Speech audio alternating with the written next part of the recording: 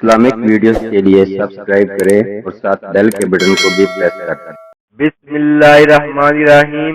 السلام علیکم پیارے دوستو، ابو ذر رضی اللہ عنہ سے روایت ہے، نبی کریم صلی اللہ علیہ وآلہ وسلم نے فرمایا، 3 آدمیوں سے اللہ تعالیٰ قیامت کے دن کلام نہیں فرمائے گا، نہ ان کی طرف دیکھے گا، نہ انہیں پاک کرے گا، اور ان کے لیے دردناک عذاب ہے۔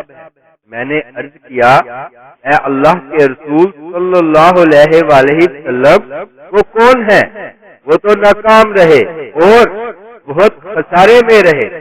نبی کریم صلی اللہ علیہ وآلہ وسلم نے فرمایا، اپنا تہبند ٹخنوں سے نیچے تک لٹکانے والا، کوئی چیز دے کر احسان جتلانے والا، اور جھوٹی قسم کھا کر اپنے مال کی رغبت دلانے والا۔